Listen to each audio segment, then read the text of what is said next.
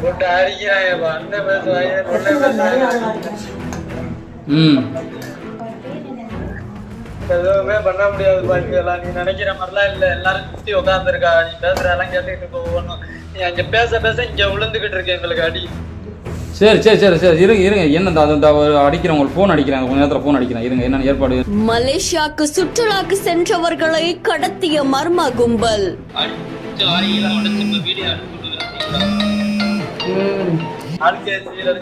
உங்களுக்கே தெரியும்டா.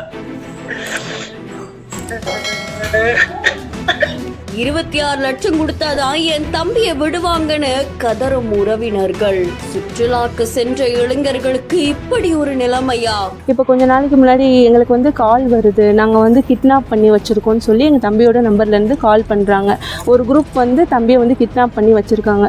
வச்சுட்டு இப்போ நாங்கள் எதுக்காண்டி வச்சுருக்கீங்க, என்ன பர்பஸ்க்காண்டின்னு கேட்கும் போது எங்களுக்கு வந்து அமௌண்ட் டிமாண்ட் பண்ணுறாங்க. 26 lakhs நீங்கள் கொடுத்தா தான் நாங்கள் வந்து ரிலீவ் பண்ணுவோம், இல்லைனா வந்து நாங்கள் கொண்டுருவோன்ற மாதிரி எங்களை மிரட்டுறாங்க சார். அப்படி இப்போ எங்களுக்கு வந்து அவ்வளோ வந்து கொடுத்து எந்த பிரச்சனை என்னன்றது எங்களுக்கு தெரியல. அவ்வளோ கொடுத்து எங்களுக்கு வசதி இல்லை சார்.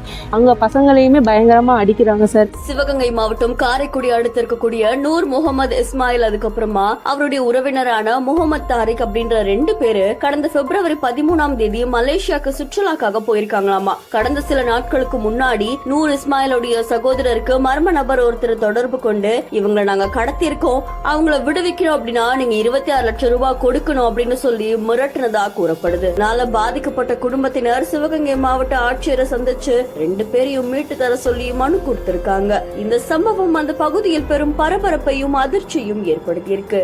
பணம் கொடுத்தாதான் நாங்கள் விடுவோம், இல்லைனா கொண்டுருவோன்ற மாதிரி எங்களை மிரட்டுறாங்க. இந்நேரம் வரையும் எங்களுக்கு கால் வந்துக்கிட்டே இருக்குது. இல்லை இப்போ 4 நாள் டிலே ஆனதுனால ஒவ்வொரு நாளும் ஒவ்வொரு விதமான டார்ச்சர் அவங்க பண்ணுறாங்க. சினிமாவை மிஞ்சிய இந்த கடத்தல் சம்பவம் பெரும் அதிர்ச்சியை ஏற்படுத்தி இருக்கு. இந்த 2 பயல்களும் இவங்களுக்கும் அவங்க அதுக்கு சம்பந்தமே இல்லை. ஏன்னா இவங்களை பிடிச்சி வச்சு என்ன புரிய.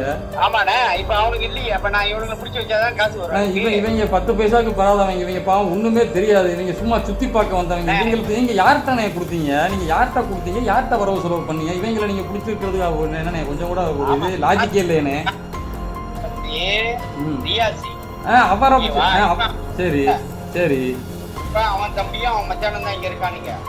ஆமா சரி சரி இவங்க பாவம் ஒண்ணுமே தெரியாதுன்னு இவங்களுக்கு. இப்போ இதை எப்படி எங்களுக்கு மூவ் பண்ணுறதுன்னு தெரில. இன்னைக்கு வந்து நாங்கள் கலெக்டர் ஆஃபீஸ்க்கு வந்திருக்கோம் சார்.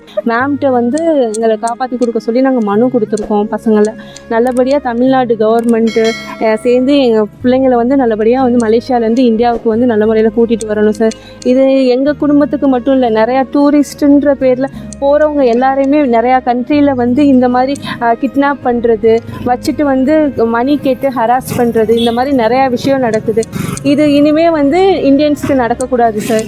அதுக்காண்டி நம்ம தமிழ்நாடு கவர்மெண்ட்டும் சிஎம் சாரும் ஹானரபிள் நம்ம பிஎம் சாரும் சேர்ந்து இதுக்கு வந்து ஒரு நல்ல டிசிஷன் எடுத்து இந்த மாதிரி ஒரு பிரச்சனை இனிமேல் நடக்காமல் பார்த்துக்கணும் சார்.